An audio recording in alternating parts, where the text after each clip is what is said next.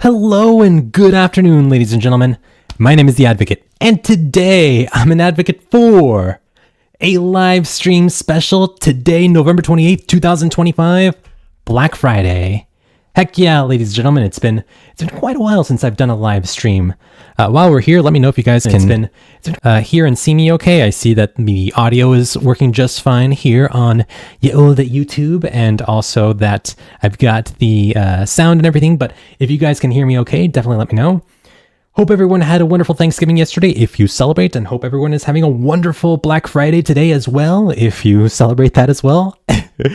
And yeah, guys, I'm just going to be on here talking for the next hour, maybe a little bit over an hour, about things that are to come on the channel and just things that have been on my mind recently. And if you guys have any thoughts on anything with regards to this channel, videos that I've done, videos that you potentially are anticipatory of, just anything in general, go ahead and leave a comment in the old chat box and I'll get to it. Ask me anything you'd like. So a couple of housekeeping notes for the time being. I am currently hard at work on a brand new summary video for Fire and Blood. That being the second. Oh, let's see what is going on here. Sorry, I'm getting like an issue here. Let me know if you guys are in the stream. Let me know if you guys are seeing me just fine. So let's see. You need to change the current resolution, which is not supported for this expected. Okay. Sorry, my YouTube thing popped up with like a thing that says that 4K is not, it's not wanting to accept my 4K resolution.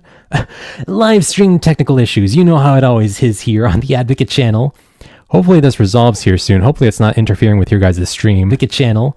Okay. Well, anyway, if you guys are having problems, please let me know in the chat box. I see I've got 0 viewers at the time for the time being. So if you guys join in, let me know what's up. But anyway, housekeeping notes. I'm currently working on finishing my read through of the second half of Fire and Blood. I've got about 100 pages to go. I'm currently currently hit a wall here with this second half of Fire and Blood.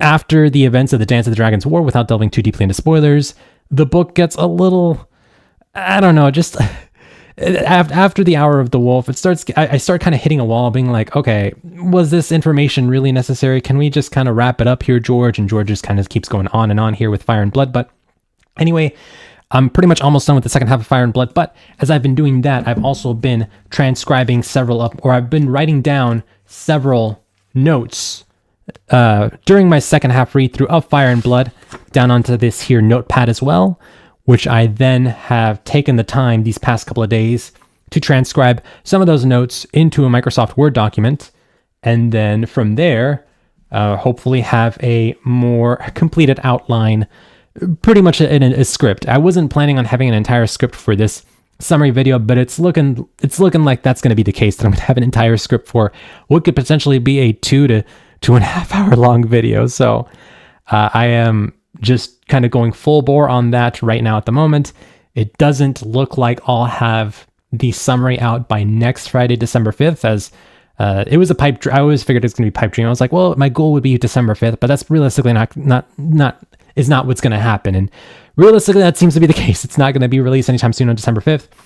So given where I'm at right now, with still needing to read the last 100 pages of Fire and Blood, also still needing to take down notes from those last 100 pages of Fire and Blood, and also still being in the middle of the transcription process of getting my notes from this notepad onto a Microsoft Word document, which I've only gotten, I have a ton of notes here. I have like 36 pages of notes thus far.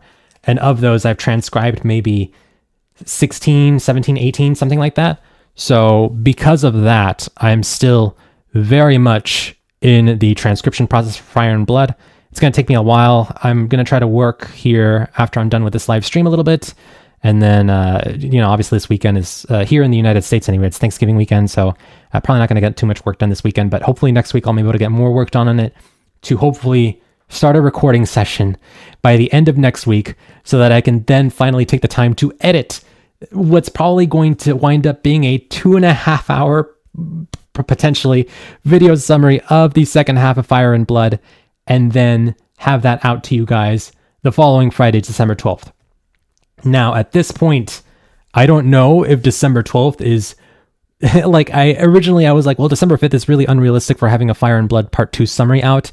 by this point, December 12th is also starting to look like it might be a little ambitious. So I'll definitely keep you guys in the loop on my community posts here on the YouTube channel with regards to when I'll have an upload ready for this second half summary of Fire and Blood. But if it's not going to be December 12th, it will definitely, most certainly be December 19th, that following Friday.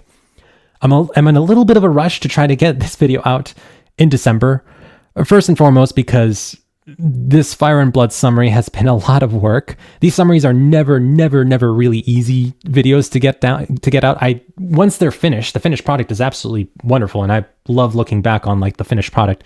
But getting to that finished product is a bit of a time-consuming process, and it just takes me a really long time. And when I'm working on these summer videos, they're a bit of a grind. So I'm kind of just like, oh man, I just really want to get this finished. I really want to get this finished.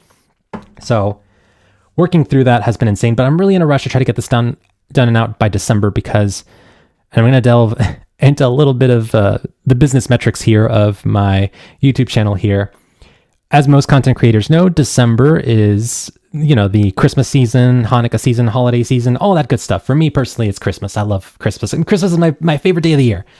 And because it's Christmas time, businesses everywhere are going all out on spending so much money on advertising. And that includes spending money on advertising for YouTube. So the ads that are placed throughout several of my videos, the RPM, the revenue per meal, revenue that I earn per every 1,000 views, goes up in December. So because of that, I'm really trying to time it so that I get this humongous video out in December to potentially maximize the most ad revenue I could potentially get out of this video. Which I know sounds very just like capitalistic and very like, really, JC advocate, you really only care about getting this video out in December because you're gonna potentially earn more money than you would if you were to take your time and get it out in January. And I don't, when you put it that way, it's like, well, I sound greedy, but it's just one of those things where I'm trying to maximize and get it out. But we'll see. Well, then shouldn't you be working on the video and not talking to us? Griftkin, thanks for joining me on the channel here, man. Thank you. I should probably be working on it right now. The thing is, I like to try to get one video out every week. And because because I've been working on this for the past couple of weeks, and I just don't have any content for this week, this live stream essentially functions as my one video a week mandate. So hopefully the YouTube algorithm doesn't punish me and is like, oh, JC the advocate hasn't uploaded this week. Maybe we'll stop recommending his stuff to his viewers. Aha. So that's the thing. But Griftkin, thanks for joining me. How are you doing? How was your Thanksgiving, good sir? Just giving you some crap. It's all good, man. I love all the crap. It's all good. By the way, can you hear and see me okay? Am I too loud? I am looking at my microphone here. My thing, the little sound bar here on OBS is hitting red a little bit too much. So if I'm speaking too loudly, let me know. I can lower the volume. Here, I'm going to go ahead and lower it just a bit. There we go. So let me know if you can hear me okay. Griftkin, do you have any plans for the holidays, for Christmas time, Hanukkah time, whatever you celebrate in December? Any good stuff coming up in December? Do you have any plans? I see you're always posting book reviews, which I love looking at your book reviews. It kind of makes me feel a little bad because I'm just reading these these predictable mainstream books, and you're reading these books that are a bit more niche, and I'm like, oh wow, I really need to upgrade my reading taste to read some of the more independent books, because there's a lot of great independent books out there. Some of the more smaller, more niche books, because I'm sure those are more flavorful than your box standard, stereotypical mainstream books. Good, got some reading done, and I made the turkey, so it was good. Well, because you made it specifically, Griffin, then I'm sure it's the best possible turkey in the world. So, dude, that's awesome, man. You have to tell me what your process was for making that turkey. The turkey we actually, this for the first time in forever, yesterday we actually got turkey from somewhere else, and then we cooked it, as opposed to us making the turkey ourselves, as in going to the grocery store and thawing it and making a turkey ourselves. We bought a pre-made turkey, one that was already pre-cooked, and it was really, really good. It saved us a lot of time and effort, and especially just because it was going to be 3 of us for Thanksgiving yesterday. But I think it worked out for the best. But typically turkey is not my go-to. I typically prefer chicken. Chicken is, to me personally, is a little bit more moist, more flavorful. But a lot of people really like turkey, I guess, for Thanksgiving. So I was like, all right, this is dried meat, yay. But yeah, no, it's been good. I'm just currently going over through my housekeeping notes, Griftkin. So I was telling these guys that I made the mistake of bringing it 1 year, and now the family volunteers me. See, you've set a pattern now, Griftkin. You made the turkey once, and now everybody is like, all right, well, where's the turkey man? He's going to come with the turkey because he's set the pattern. Humans, we're such creatures of habit. You do something once, and everyone's like, all right, you're doing it again, right? But yeah, no, I'm just kind of going over through my housekeeping notes of my content plans for the rest of this year. So basically, I'm going to try to get this humongous summary out for this book, second half of this book, I should say, which is probably going to be 2.5 hours. Hopefully not as long, maybe 2.5 hours. We'll see how it's currently shaping up. But then after that, I'll have another video out, hopefully later this year, if I'm not burned out after the summary video, to go over my top 10 books that I've read in 2025. Because yes, I did actually read 10 books in 2025. Woo! Best booktuber ever. Yay. Oh man. All these people that read 5,000 books within a day. I have no idea how they do that. I'm like, it takes me a month to read a book on the time that I have. So the fact that I was able to read 10 books for me anyway is a huge accomplishment. So I'll have a top 10 best books I read this year video out after my Fire and Blood second half summary. Matthew McGinty, dude, thanks so much for joining the chat. Getting sidetracked by side projects might be seen as homage to George R. R. Martin. We're all a little, George R. R. Martin set a trend here, and we ourselves are setting trends as well by getting sidetracked with certain things. I'm pretty sure George R. R. Martin has ADHD. He doesn't want to admit it, but I'm pretty sure he does. I don't know. We'll see. I do think that is the case. Griftkin, no big plans for the holidays, providing it doesn't fall through. I'm going to have a surprise author interview in between Christmas and New Year's, but that's the biggest thing.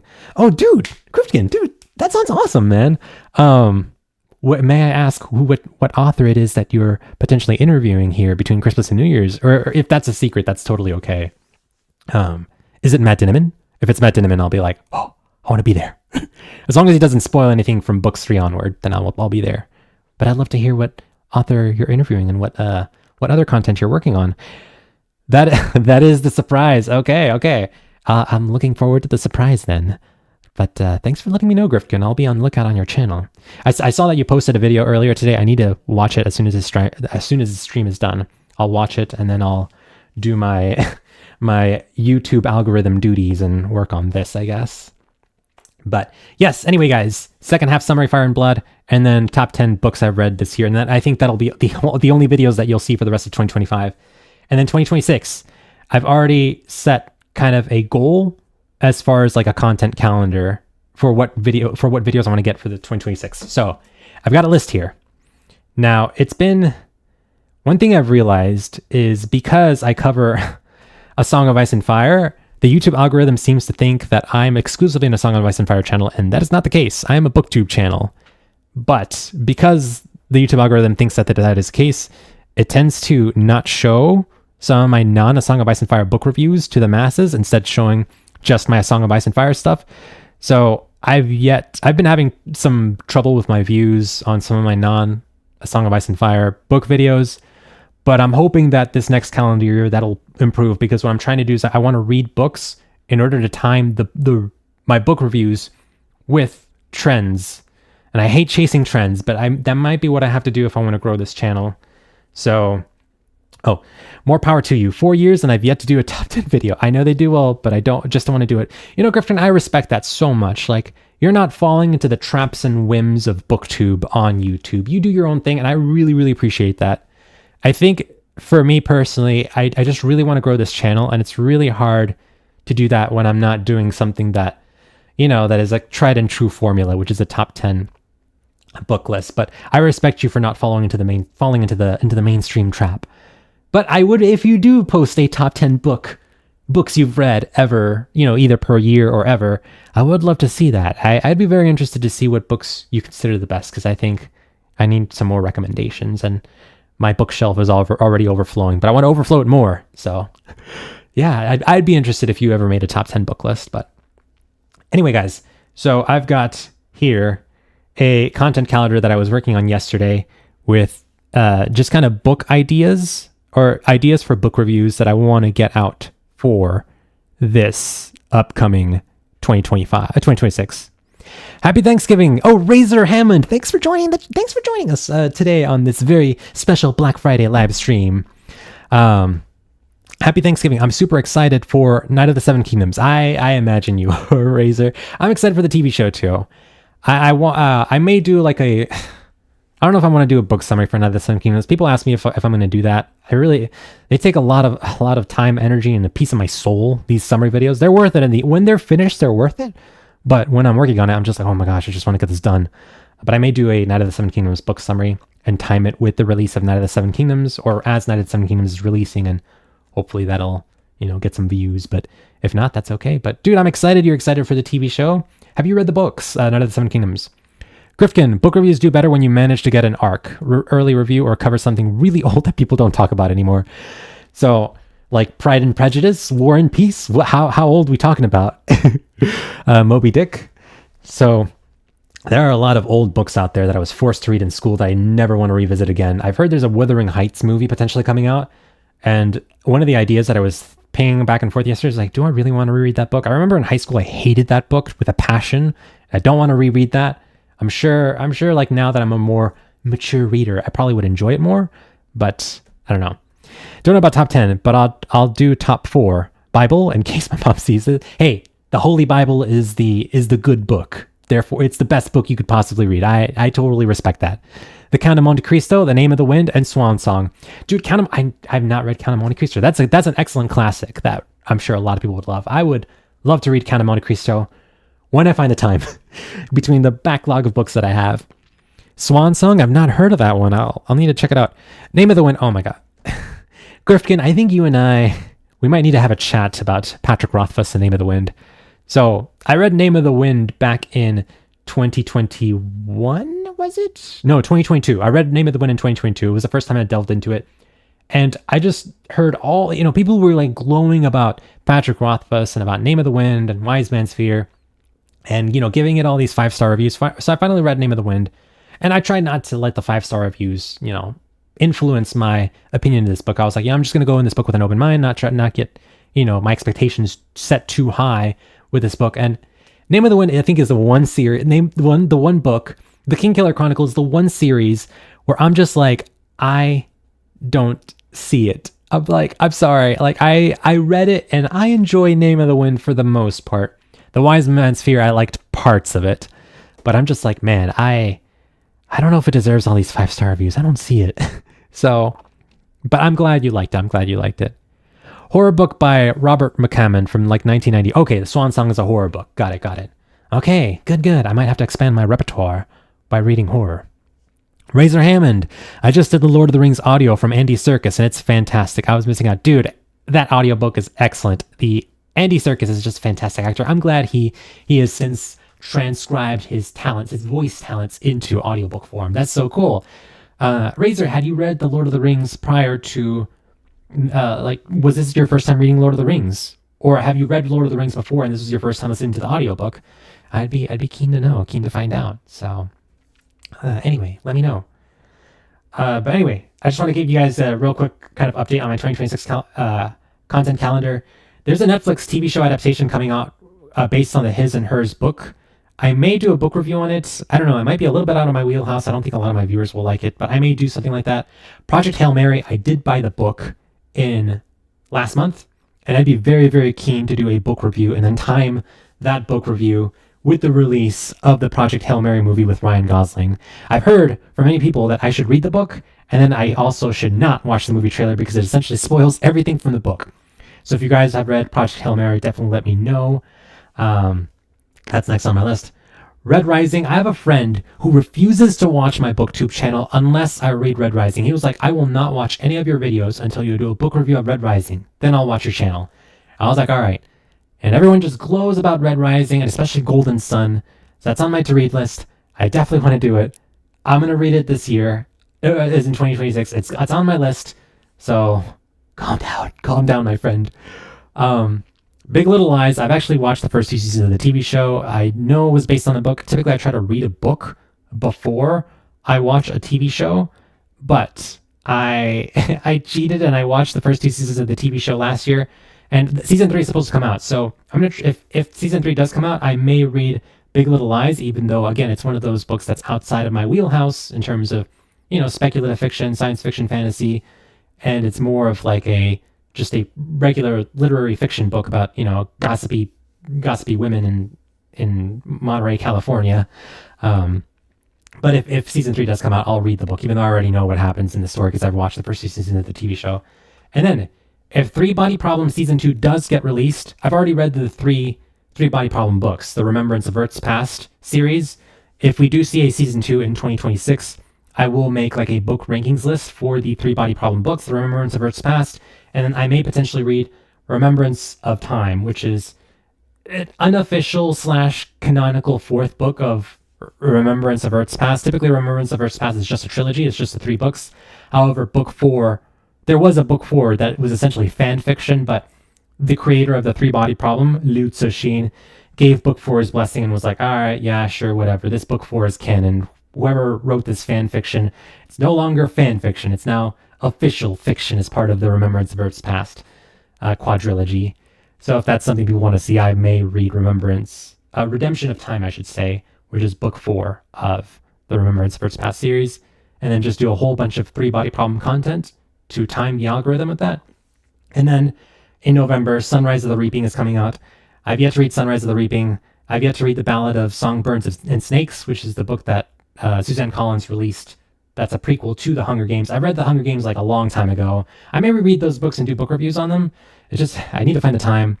But if there is time, I may release them and try to time it with the trend of the, oh man, I sound like a corporate business. Timing it with a trend and the algorithm and, blah, blah, blah, synergy and blah, blah, blah. Time it with the release of Sunrise of the Reaping movie coming out in November 20th, 2026.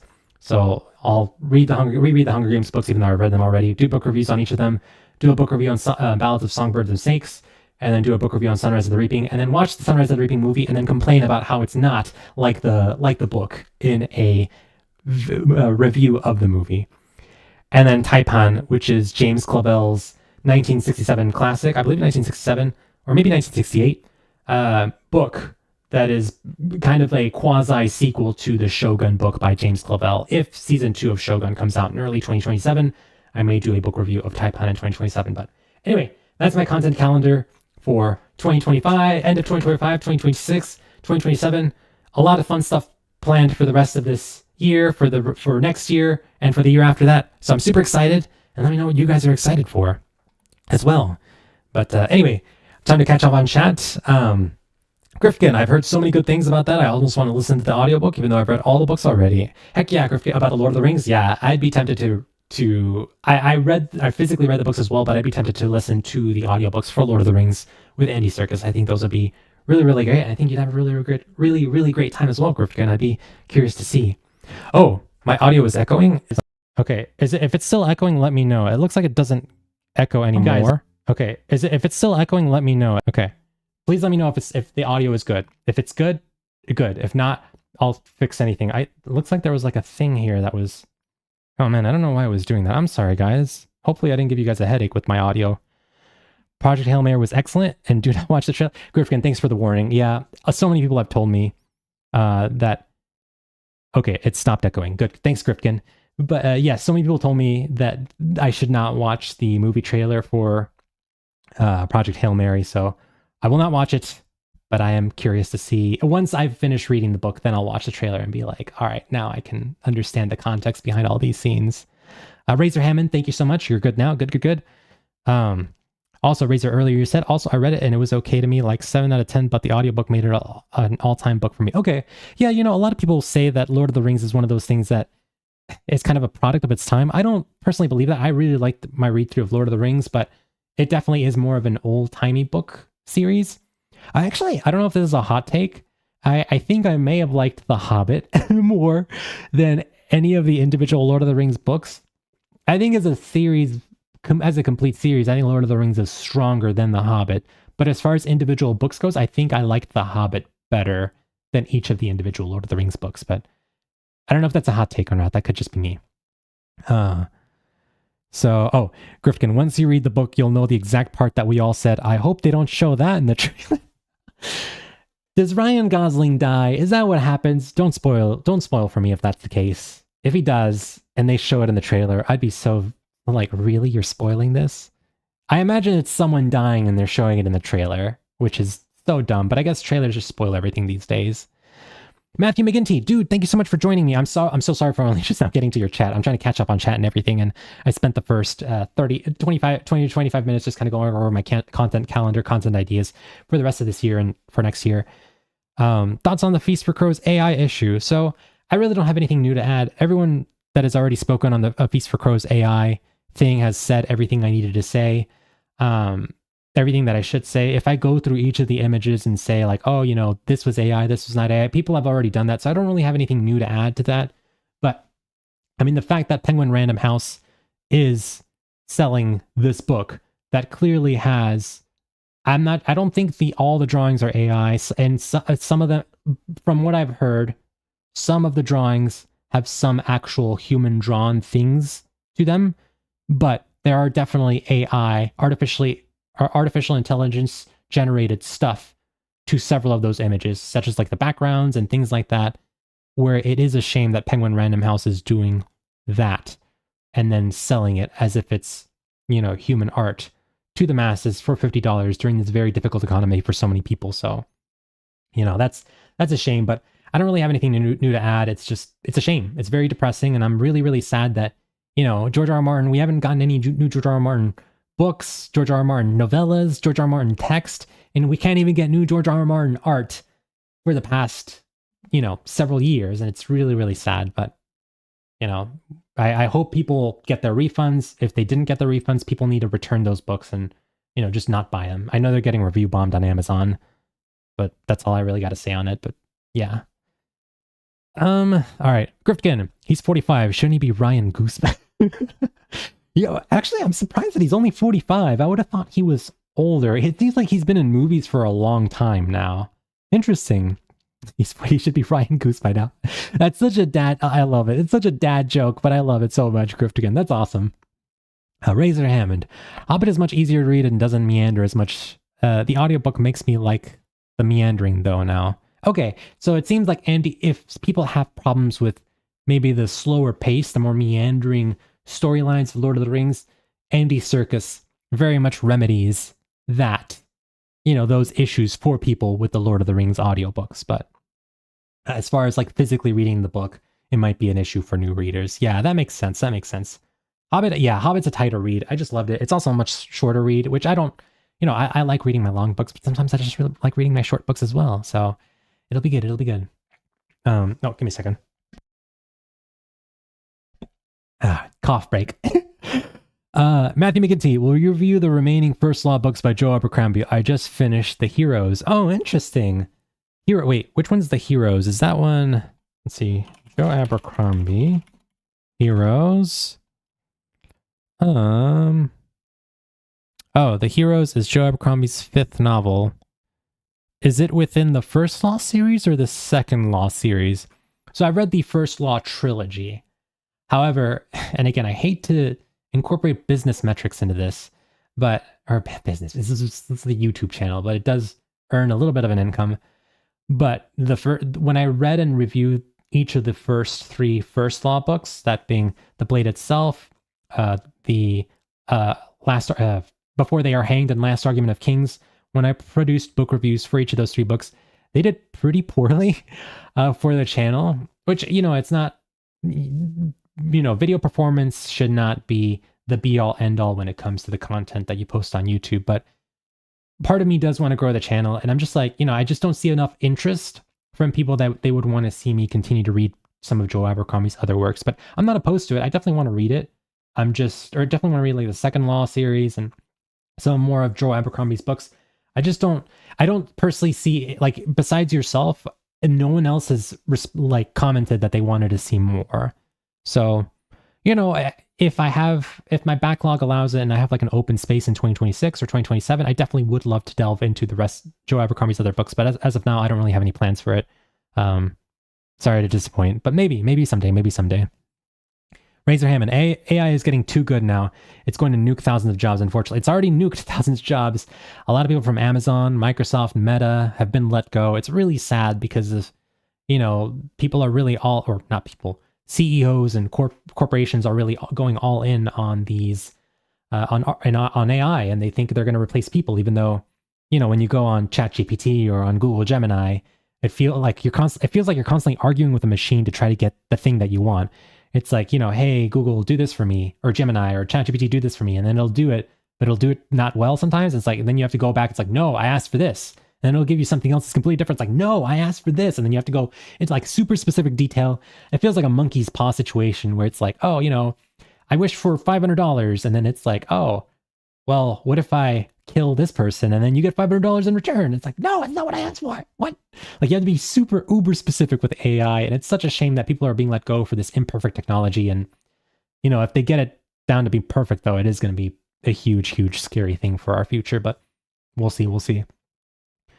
Grifkin, I've only read The Devil so far, but I have Half a King on my bookshelf. Let me know when you read Half a King how that book is, Grifkin. I'd be very, very curious. Well, unless you're going to count the wildcard stories, you can only read so much George R. R. Martin. I am not going to read wildcards. I refuse. I've heard they're not very good either. So, we'll see. We'll see. But I don't want to read. I am going to read some of George R. R. Martin's other books. Dying of the Light is something that I do want to read. I'm going to try to fit it in maybe April of next year. We'll see. We'll see. But I do want to read some of other George R. R. Martin, non A Song of Ice and Fireworks, just to see what else is in his catalog. Because, I know I do a lot of George R. R. Martin stuff, but he is my favorite author, and I love that man, even though his output these past almost 15 years has been negligible. So we'll see. Matthew McGinty, The Heroes is a standalone. Okay, cool. Did you like, Matthew, did you like The Heroes when compared to the First Law trilogy? So I've mentioned this so I've only read those 3 books, Blade itself, Before They Are Hanged, and Last Argument of Kings. And if I had to rank them, I would say like the second book, Before They Are Hanged, is probably my favorite of the 3. And then Last Argument of Kings and The Blade itself. I like them all, but I don't like the ending, and not because, well, I don't want to spoil, but there are things about the ending where you could poke holes through it. It's like, well, that's a plot hole. That's a plot hole. That's a plot hole. And then also some of the meandering elements of the first book I'm not super into, but the characters, Joe Abercrombie's characters are like the best I've ever read in any fictional story ever. So if The Heroes has both those amazing characters that I've grown to love or love to hate from the First Law trilogy, and in addition to that, he's improved in his storytelling abilities with The Heroes, then I'd be very, very tempted to read it, but we'll see. I think The Heroes could be, okay, cool. You know what? I'm going to go ahead. You see this content calendar that I've created. Oh, I'm going to go ahead and add The Heroes and just put it down here somewhere on like if there's an open space, read The Heroes. Let's see. Let's do The Heroes book review. And I'm going to put Matthew McGinty recommends. Matthew McGinty. How do you spell your last name? Cginty. Okay. Recommends. There we go. Cool. There. The Heroes is now on my to read list on my content calendar for these next couple of months. So we'll see. But anyway, if you guys have any other suggestions for videos you'd like to see, whether book reviews or just book content in general, definitely hit me up. Let me know what other things you guys are looking forward to seeing for this next year from this channel, from your older channel. So, earlier I was talking about housekeeping during that Fire and Blood summary part 2. I try to keep a content output of 1 video per week. This live stream will be my 1 video for this week in order to trick the YouTube algorithm and to be like, oh, The Advocate totally posted a video this week. It's a live stream. There you go. So that'll be my video for this week. Will be this live stream Friday, November 28th. Next Friday, I just don't think I'll be able to finish Fire and Blood summary by then. So next Friday, December 5th, I may just have like a casual video. I may have an episode of the Advocast for channel members. So we'll see. And then if not, I'm not able to get the Fire and Blood Part 2 summary out by Friday, December 12th. Then I'll have another casual video out or something like that. Maybe I'll do another live stream to try to keep tricking the algorithm into thinking that I'm putting out 1 video a week, and then finally get it out December 19th, or hopefully by December 12th, the Fire and Blood Part 2 summary is already out, but we'll see. Still waiting on that first hot tub. Well, that's for I think I need to set a price for that. How much money can I think that $100 YouTube channel member? I'm not sure. That price might be too low. We'll see. If the demand is out there, I don't know. I might sell out. YouTuber After Dark. Ah, yes. We'll see. Yeah, that OnlyFans stuff scares me. People that do it, I'm just like, yeah, I mean, good for you. That is not something I would do, but we'll see. Maybe if the no, I'm not gonna do it. But it's funny. Thanks for your joke, Rifkin. But yeah, I think there's other stuff I may potentially delve into, but I might save that for like a future stream or future video, just with some of my complaints with the YouTube, blaming everyone but myself. Some of my complaints with the YouTube algorithm, some of my complaints with where this channel has kind of gone, as if it's gone. No, it's still good. It's just like some of my disappointments with some of like the performances of my most recent videos. I think I'm just a little sad because you work every YouTuber knows you work so hard on some of these YouTube videos. You read books, you pump out these videos, and then the performances for some of these videos are just not to where I want them to be. And it has more to do with the fact that, if a video is not good, I totally understand, but I'm not even getting any feedback from people telling me that's whether or not good or good. Just some of my videos are just not searchable on YouTube, and I just don't know why. So I wish there was a way for like where YouTube sees it like, oh, this person is doing a book review on The Heroes by Joe Abercrombie. Let's put it out to everyone who's read The Heroes or is a fan of Joe Abercrombie, instead of just only releasing a potential video based on The Heroes by Joe Abercrombie to my most immediate audience, who predominantly consists of A Song of Ice and Fire fans, and they're probably not, a lot of them aren't interested in Joe Abercrombie, so then my video tanks, and then the video doesn't even get promoted out to people outside of my typical viewership niche. YouTube is just like, oh, the video's a failure. Say goodbye, Advocate, to your, video performances. But, it is what it is. It's just unfortunate that the algorithm works that way. But yeah, we'll see. Grifkin, let me know if you have any other book recommendations. I know. You know what? Count of Monte Cristo. You mentioned that earlier. I need to read that book. I've not read Count of Monte Cristo. I should read that book. So I'm going to say Count of Monte Cristo. And I'll put right here, Grifkin recommends. Got it. Heck yeah. Count of Monte Cristo. Grifkin recommends. Heck yeah. Are you on Discord? I do have a Discord. Okay. So I have a Discord, but I don't have my own Discord channel, if that's what you're asking. I Discord different people. Like I'll coordinate with my good buddy, the Grease Goblins. I'll coordinate with my good buddy, Becky from Becky Does Blog.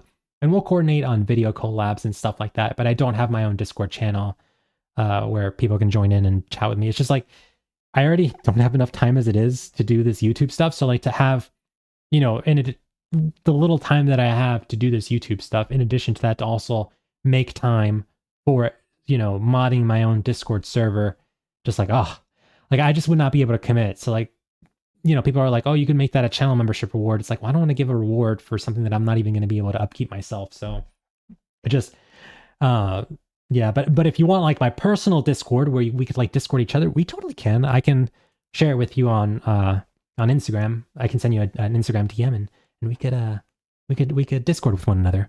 I was trying to invite you to Discord, and that is focused on booktubers, creators, not the audience as much. Okay, cool. Yeah, dude, I would love to be a part of that Discord. I'll message you on Instagram my Discord username, and then you can find me on there.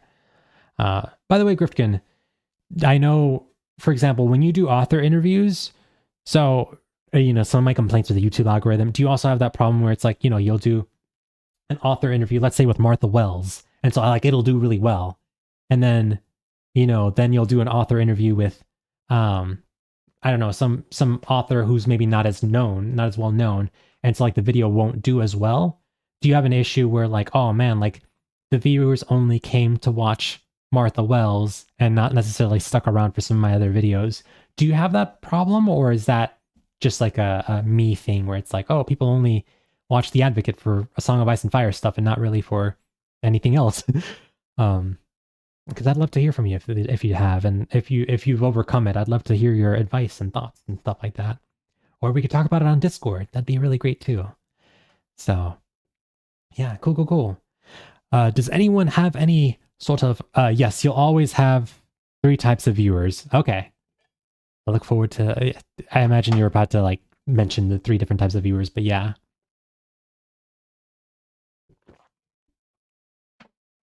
Water break. Very nice. Cool.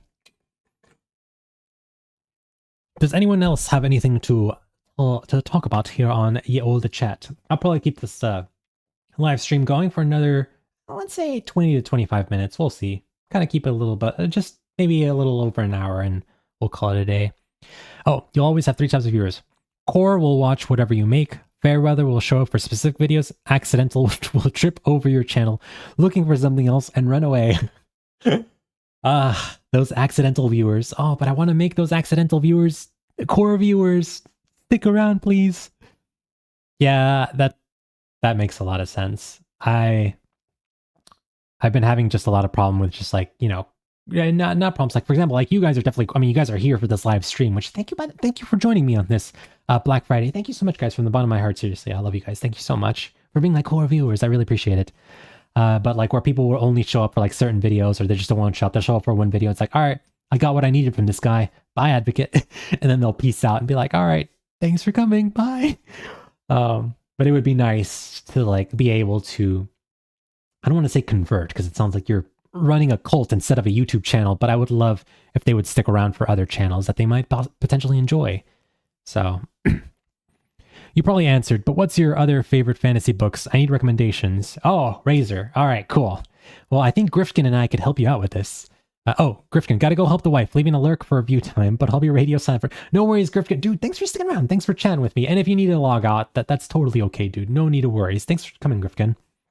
Razor, as far as other fantasy books, so obviously I've not read anything that matches the A Song of Ice and Fire series in terms of like, you know, these books that are so great that I've been trying to like find something that's just as good, and I haven't really, in my personal opinion. But as far as other fantasy book, like fantasy specifically, so obviously there's Lord of the Rings, which if you haven't read, which you have read with the Andy Serkis's audiobook.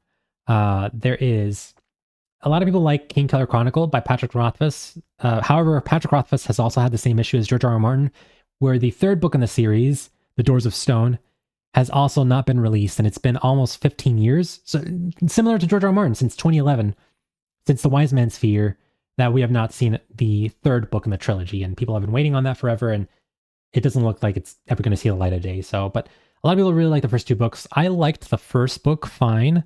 I thought this, The Name of the Wind, and the 2nd book, The Wise Man's Fear, I liked it less, but a lot of people really swear by those books, so that might be something that you would enjoy. So that's the Kingkiller Chronicle by Patrick Rothfuss. Jade City, Jade War, and Jade Legacy, the Greenbone Trilogy by Fonda Lee. I've not read those. They are on my TBR, but I've heard nothing but glowing things about it. I did meet Fonda Lee at Seattle Worldcon here in August. That's the Worldcon where I saw George R. R. Martin as well, and it was fantastic. She was such a sweet lady. And the books, everyone swears by those books. So if you have time, and if I have time as well, then Jade City, Jade War, and Jade Legacy by Fonda Lee are definitely 3 great books that I've heard nothing but great things about. And if they're super great and you read them, let me know, because I definitely want to read them as well in 2026. Other fantasy books, let's see. So it's strictly fantasy. Also, a book series that Becky from Becky Does Blog really, really, really loves is the Assassin's Apprentice, the Farseer trilogy by why am I forgetting? I met her. I literally met her. She signed my book. Farseer trilogy by Robin Hobb. I don't know why that name slipped my mind. Oh my gosh, I'm so bad with names. Robin Hobb, super sweet lady. She actually lives here in the Seattle area where I live. She's super sweet, but she wrote the Farseer trilogy, and I've heard nothing but excellent things about the Farseer trilogy. I definitely recommend it. I would recommend it more if I read it, but it's on my to-read list. And a lot of people swear by it, so it's definitely something I think you would have a great time reading if you read it. And I've heard from Becky that Farseer. At least I believe it might be Farseer, it might be Ship of Magic, or it might be Fitz.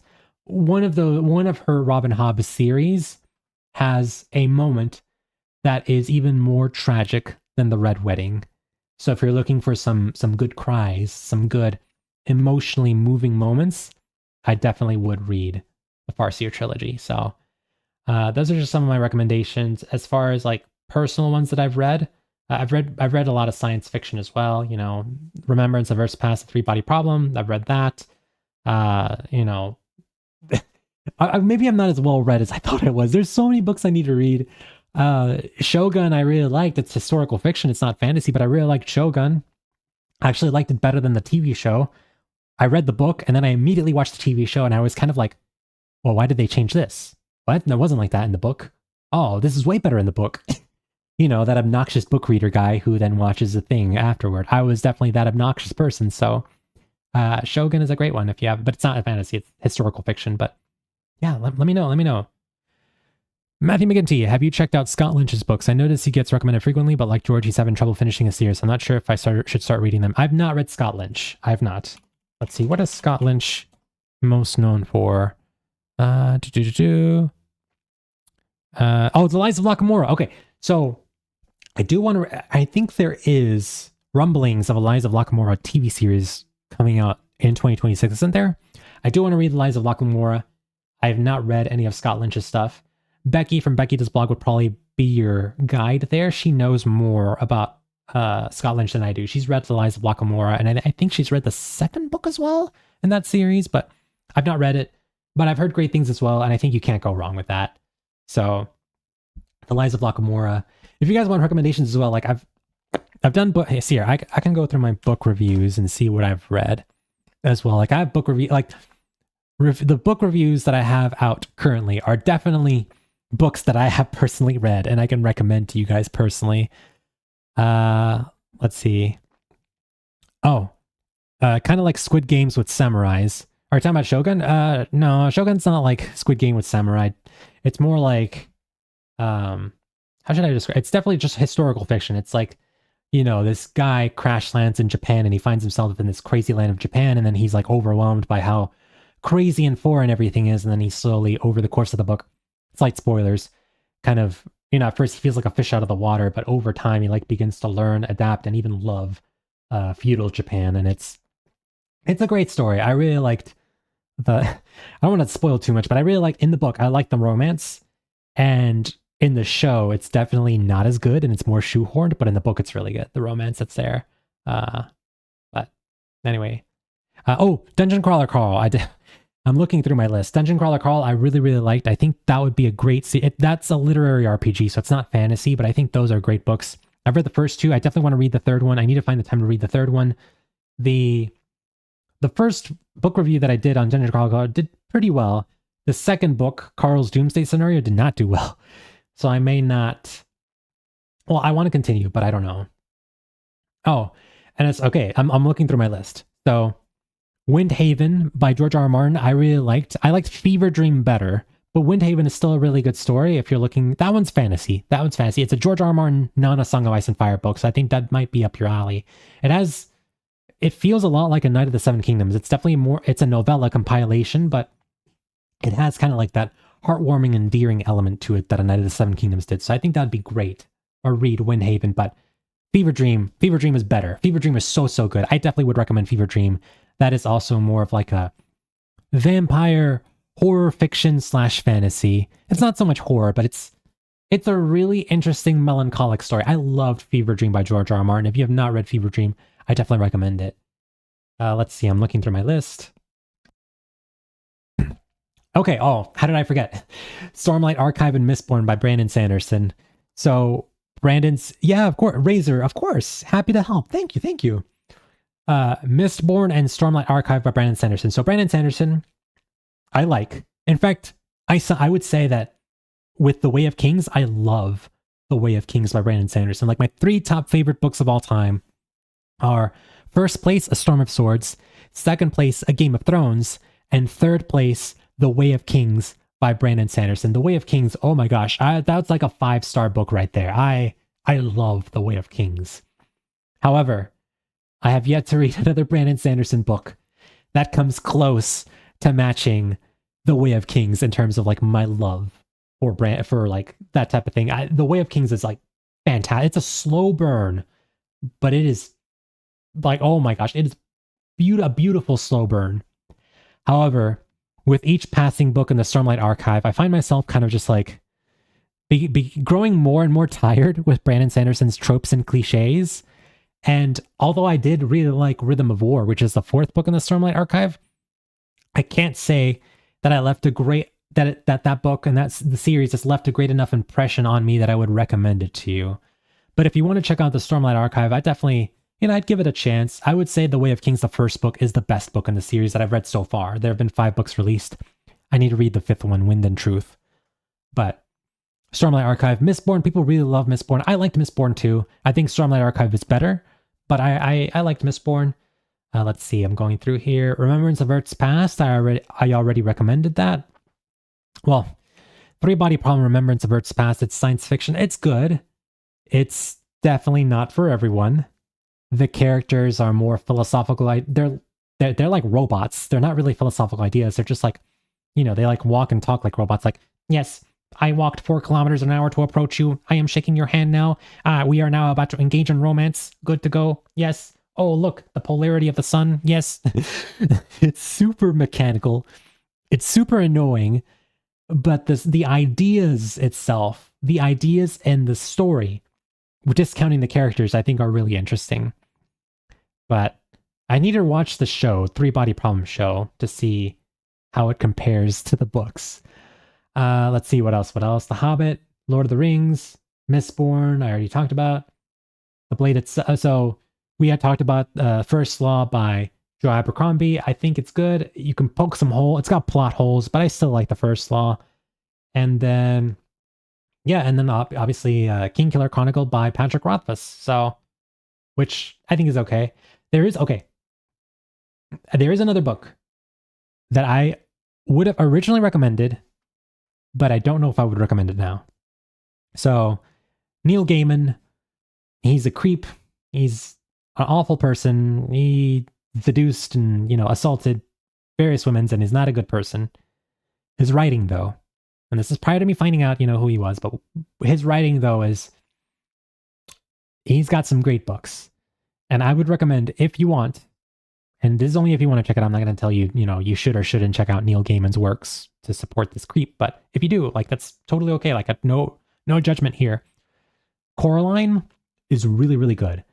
It was eventually adapted into a movie, but I would read the book first. Fantastic book. And then The Ocean at the End of the Lane is a standalone book. It's very short. It's only like 190 pages, but it's very beautiful. I loved The Ocean at the End of the Lane.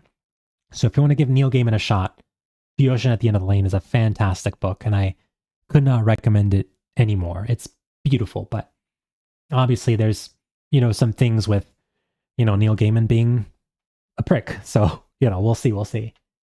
And that's all I have on the YouTube channel thus far. There's been other books that I've read, but nothing that's like super fantastical like what happened with like some of the books that I've read. They're not as big or as deep as some of these other ones. But I've read books, I've read other books in the past. I read Harry Potter when I was a kid, read The Hunger Games when I was a teenager. What else have I read? I've read a bunch of other, like, I used to be like super into murder mystery. I've read a lot of murder mystery. I could recommend some of that stuff to you, but it's all up in the air. Matthew McGinty, I love Fever Dream. I got it after watching your dude. Thank you so much. Yeah, I remember you telling me in the last stream that you were going to check it out, or you had checked it out. I'm glad you liked Fever Dream. That's awesome. Let me, I got it after watching. Yeah. Let me know if you read some of George R. R. Martin's other non-A Song of Ice and Fire works. I'd be very curious to see what your thoughts are on Windhaven, and then just on Dying of the Light as well. I want to read Dying of the Light in 2026, and I've heard nothing but great things about Dying of the Light, so I'd be curious to see what your thoughts are on those books and how they compare to not just Fever Dream, but how they compare to some of the A Song of Ice and Fire main series, or just A Song of Ice and Fire adjacent books as well. Hold on, I'm going to get a drink of water.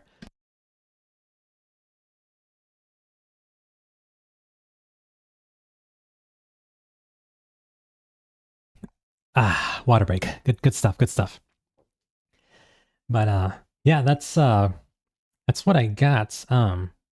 Yeah, I used to be in a murder mystery before The Girl on the Train came out in movie theaters, which I've heard is not a good movie. I read the book and I like the book, but granted, I was also like a younger reader, so I had probably had different tastes and I was probably more forgiving of stuff than I am now. Nowadays, I'm way more critical of the books that I read than what I used to be, but I used to read like The Girl on the Train, The Blue, um, shoot, what other ones? American Girl. I read that one too. I used to read a lot of murder mystery. Except and then Colleen Hoover became like a super big household name. I've not read any of Colleen Hoover's books, but I know a lot of people really like Colleen Hoover's books. Might be something to look into. I've heard it's kind of, you know, not very good, but or not very deep, I should say, but it depends. If you enjoy murder mysteries, try the Shard Lake series by CJ Shard Lake, interesting. The Shard Lake by CJ Sansom. Interesting. Shard Lake series. The Shard Lake series is a historical mystery novels by C.J. Sansom set in 16th century Tudor England. Oh, interesting. Are they like anthology books, like kind of like Sherlock Holmes, where every book is a different mystery? Is that what that is? The series protagonist is a hunchback lawyer, Matthew Shardlake, who is assisted in his adventures by Mark Power and Jack Barak. The books cover several historical events, such as the dissolution of the monasteries, the royal progress to... Okay, interesting. I might add that to my... Okay. Shard Lake by... I am not reading 50 Shades of Grey or Twilight. and I have not... I remember when Twilight, the movie, came out. Oh my gosh. I was dragged to watch that movie by my 5-year-old cousin. I hated every second of it. I was like, what is this? I hate it so much. I've heard the book is better, but it does not make me at all anticipatory of reading the Twilight book. And, 50 Shades of Grey. Matthew, Griftkin, you should tell me how you think of 50 Shades of Grey, Griftkin. Razor Hammond, I wish we had better fantasy shows. There's so much potential. You didn't like you didn't like the baseball? The baseball, oh my gosh. That was like when I was already checked out by the time we got to the baseball scene, and then they just randomly play baseball, and I'm like, what am I like? I was already like, what am I watching? Then when they got to the baseball, I was like, I gave up. I was like, what is like? I just was like, I don't know. It was so hilarious and so bad in all the best ways possible, but yeah, I did not enjoy my watch through of Twilight. I was groaning the entire time, much to the chagrin of my 5-year-old niece, who was just like ecstatic. I don't even know why she was into it. This was like, well, I don't know, maybe, I mean, she thought that she was like, she was pretty mature for her age, because she was like, oh, those like Robert Pattinson and Taylor Lautner. She thought they were like really pretty. I was like, you're too young to think that, but okay. And then we watched it, and I was like, oh my gosh. And it wasn't just her. Like, I was surrounded in a movie theater of like 10, 11-year-old girls, and I was like, oh my gosh, kill me now, please. But anyway, I'm gonna add Shard Lake. I'm gonna say that who recommend Matthew McGinty recommended Shard Lake by CJ Sansom. CJ Sansom. There we go. Cool. It autocorrected to Samson. No, Sansom. Thanks for the recommendation, Matthew. I really, really appreciate it. Okay. Remix. Thanks for joining the chat. Any thoughts on the lack of news regarding wins in 2025? I have no thoughts on that. Just more depression, more upsettingness, and just like, I think after Seattle Worldcon, I've just accepted the fact that George R. R. Martin's just not going to release anything else. He's not in, at least how I saw him. And Grifkin, I don't know if you want to chime in on this because you saw him as well. George definitely... He just feels like an old grandpa, and it's like, I don't know if you have the... I don't want to be mean. Okay. He's obviously a very intelligent man. He's an intelligent writer, and I'm sure he still has the wits to write some good stuff. But physically, the energy that he has is not what it was previously, and I don't have confidence that he would be able to write more than what he's already written. So the fact that we don't have any news in 2025 for wins is not a surprise. I don't think we'll have news for wins in 2026, and I don't think we'll have news for wins for a long, long time, if potentially ever again, until, well, I'm not for a long time. And that's all, it's disappointing, but it is what it is. Grifkin, I read the first 2 Twilight books because my daughter was reading them pretty young and I wanted to know what she was reading. I read one paragraph of 50 Shades. One paragraph of 50 Shades at the bookstore to see what the hype was, and I never picked it up again. The writing was horrible. I imagine there were other things that were horrible about the book besides just the writing. But yes, I would imagine 50 Shades of Grey was quite an experience. But I imagine you had a better time with Twilight. So, I don't know. I'm not interested in reading it, and doesn't seem like you are as well, and I think we're in the same boat on that, Griftkin. Matthew, the first book in the series was adapted into a TV show, and it's on Disney Plus. Are you referring to the Shard-like series? Okay, it's on Disney Plus. That sounds really interesting. I'd be curious to see about that. Griftkin, definitely. He seems, and I mean this is someone in my 50s, and full of old man status. I think he has ideas. I just don't think he has the motivation to bother. Yeah, he doesn't. That's another thing. He just, he's already a nine-digit millionaire. When you have like hundreds of millions of dollars, there's a difference between being a starving author who needs to write to put food on the table, and then being like, well, I guess I could write this, but I don't really have the motivation to write this. Also, I'm stuck on the writing process. I'm rewriting stuff. I'll deal with it tomorrow. I've got ADHD. I've got a bunch of other things.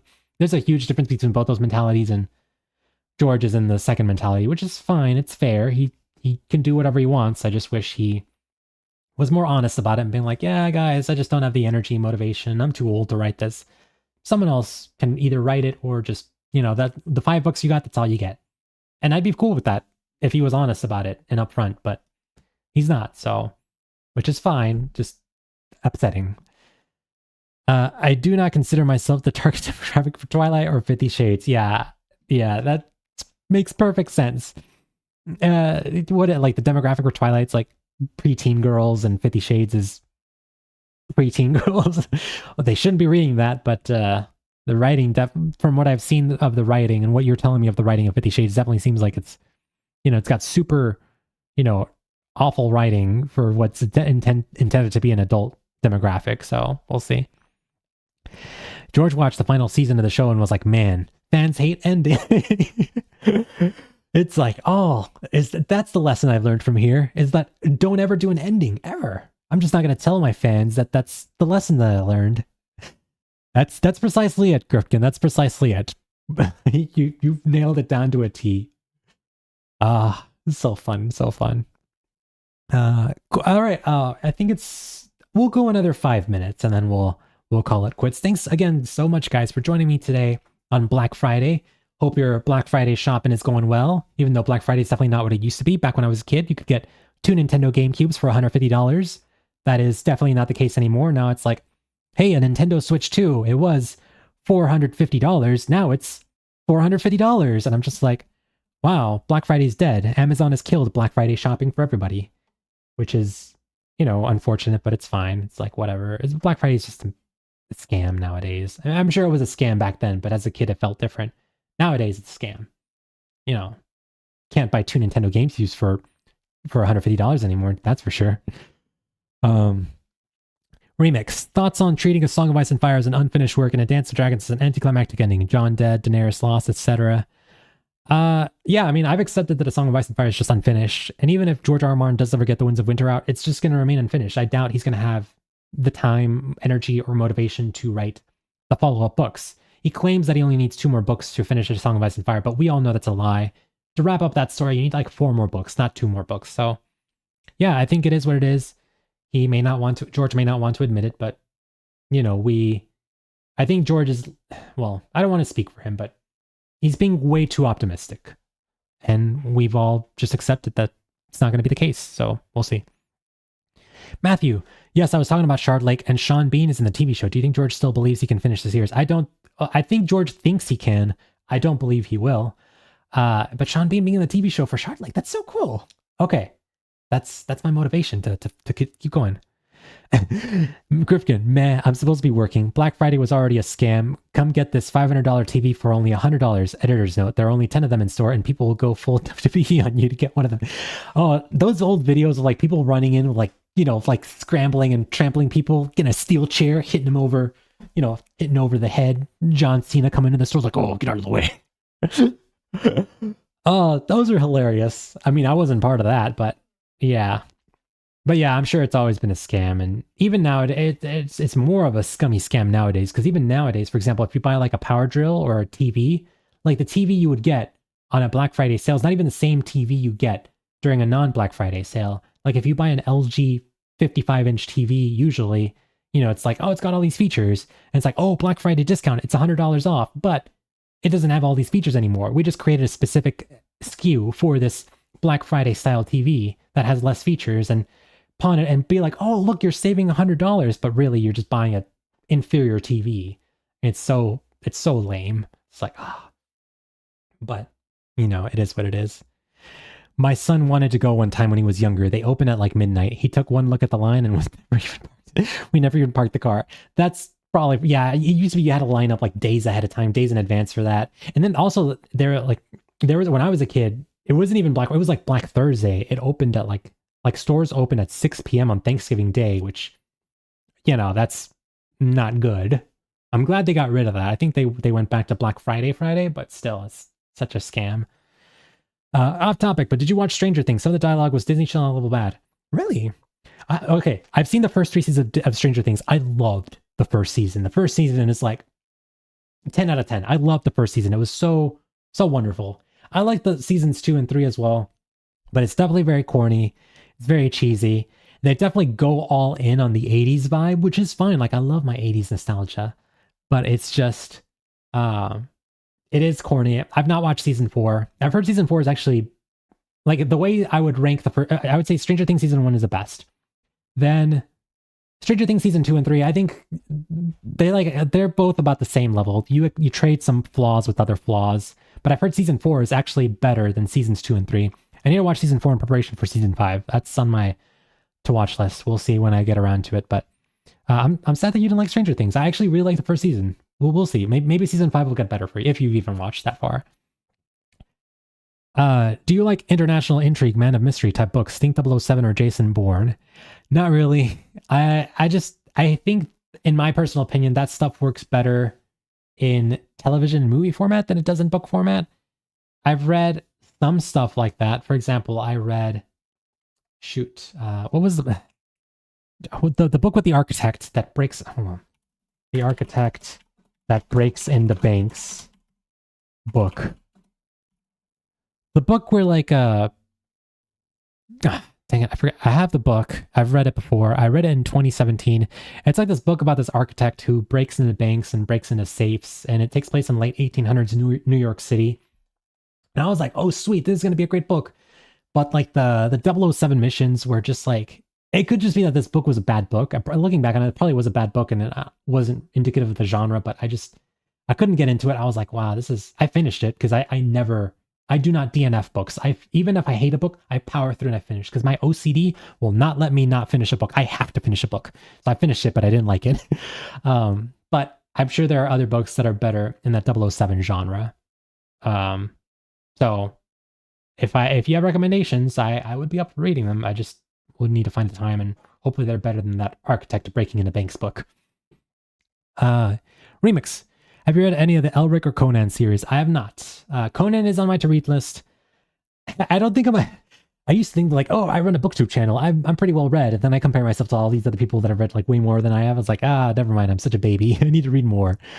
But it's on my list. Thanks so much for the recommendation, Remix. Razor, I meant season 5 had awful dialogue. And wait, is season 5 out already? I thought it wasn't coming out until Stranger Things season 5. Oh shoot, it's already out. Or the first 4 episodes. They're doing that like break apart strategy where the first 4 episodes are coming out Thanksgiving and then the last couple of episodes are coming out Christmas, right? Or they're breaking it apart into 3 different chunks, which I don't know.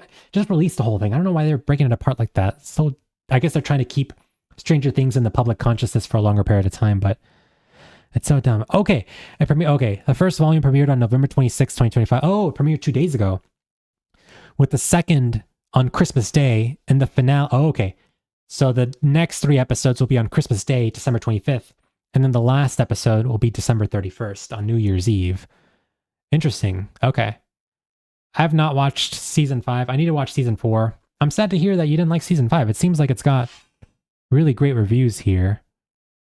chapter 1. Oh, I'm spoiling myself. Don't want to spoil. I saw like the name Will Byers in 11. I was like, okay, never click off. I'm sad to hear season 5 was not good. I'll try to watch season 4 this weekend. I'll just block out like 8 hours worth of time and binge it. And then I'll watch the first 4 episodes of season 5 and I'll binge it. So we'll see. But yeah, hopefully it gets better the last half of Stranger Things season 5. I did like the Jason Bourne movie better than the book it was based on, but I do like the soft reboot that Brian Freeman did about 5 years ago. But either way, I was going to suggest A Clean Kill in Tokyo by Barry Eisler, originally published as Rainfall, half Japanese, half American assassin. Ooh. So the fact that you used the word Japan, you already got my attention, Griftkin. I am a huge otaku weeb for anything Japan, so I will definitely, let's see, A Clean Kill in Tokyo by Barry Eisler. Okay. Barry with 2 R's, Eisler. Cool. I have that. God, the autocorrect wants to. All right, there we go. It's now on my to-read list. I'll make time for it. Don't you worry. I'll make time for all these things. I'll make time for everything that's on here. It'll be good. It'll be good. Okay. The story was really good, but every once in a while they will hit you with so much cringe. Is it like 80? Like, are they trying to like be like, oh, look how 1980s this show is. Look at all this 80s cringe. Like, hey man, dude, that's so heavy, bro. Like, it's bogus. Are they doing like that kind of stuff, or like the dialogue is cringy? Or if that's the case, then that's kind of a disappointment. But you know, I believe it. It's like after so many years of Stranger Things being on Netflix, I imagine there's going to be a little bit of writer's rust, a little bit of writer fatigue there in some of the episodes. So, you know, some of the dialogue will devolve into just a mess of cringiness. So that's disappointing. It wasn't intentional, lol. They thought it was cool. Oh my gosh. That's how I feel with like Brandon Sanderson, the more recent Brandon Sanderson books, where it's like Shalon will delve into like millennial / Gen Z humor. She'll like wink at the camera or wink at like, it'll be like, oh boy, didn't he get the point? Wink. And I'm just like, oh my gosh, Brandon Sanderson, like, what is this? Why? Like, it's so cringy. Like, it gives me that kind of vibes, what you're describing here. So, totally Tubular, man. Hey, Tubular, bro. Hey, 11, let's go do Tubular things. 11, Mikey, Lucas, Dusty, let's do Tubular things. Oh my gosh. It's such a shame. Oh my gosh. But I'll watch it eventually. Hopefully the dialogue improves, but if they thought it was funny, then that's a shame. That's a shame. That's exactly how it felt. Really? Oh my gosh, that's such a shame. Wow. Do they just like insert, let me see, like 80s lingo? 80s. What year? So like season 1 was like 1983, season 2 was like 1984. What year is this allegedly supposed to take place? Like 1987? Let me see. I'm looking like at a internet list of like 80s. Rad, so radical, man. Gag me with a spoon, bro. Hey, Betty. That's so bad. It's epic. I'm looking at this list right now. Psychedelic, trippin'. Dudette, hella, what's your damage? Barf me out. No duh. Take a chill pill. It's so gnarly. Oh my gosh. Nito, Dipstick, Wicked. Hey, I watched that movie. I watched Wicked for Good, part 2, which was not as good as the first Wicked movie, but it was still good. I give Wicked part 1 a 9 out of 10. Wicked part 2, 7.5 out of 10. So, anyway, that's a disappointment. 1987, okay, season 5, 1987. Ugh, I'm old enough to remember 1987. You can't even type that type of Aquanet anymore. Aquanet. What's Aquanet? That's so funny. Is this Griftkin is saying these words bringing like a lot of nostalgic memories to you of the late 1980s? Oh my gosh. Well, that's how they got their hair. Oh, okay. That's kind of how they used to perm their hair. Yeah, my high school, they used to have like, well, they had like pictures of all like the class photos from every year. And then I was like, when I was like 14, I was like, oh, like why do these people have like curly hair? It's like, oh, they're wearing perms. Perms were a thing in the 80s. And then like they went to describe what a perm was to me, and I was like, oh, it seems very damaging, but okay, cool. Oh man, it's so funny. Well, anyway, guys, I think we've streamed long enough, but thank you so much for joining me, guys, today on this Black Friday live stream. Just to reiterate, this will probably be my only video. Actually, no, it will be my only video for this week. I just am not able to get out a Fire and Blood Part 2 summary video out. So Fire and Blood Part 2 summary, I'm hoping to get it out December 12th. That might be a pipe dream.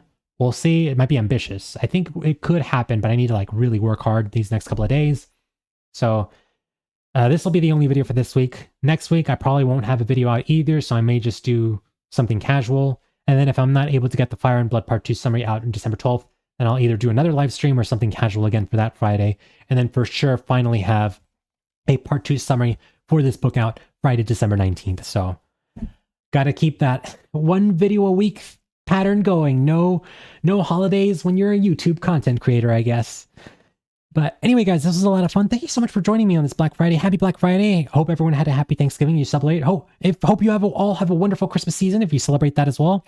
I started celebrating for Christmas on November 1st, so I've been in full Christmas mode all month long, so I'm excited to delve further into it. I've been listening to Christmas music since October, so I've been in the holiday spirit for months now, so hope everyone delves into the holiday spirit further as we go on into finishing out November and into December. And yeah, I'll keep you guys updated on future content ideas, future videos on my YouTube community posts.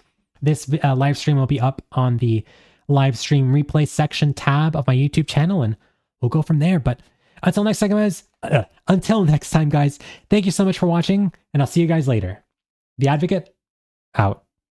Bye, guys. Thank you. Bye. Let's see.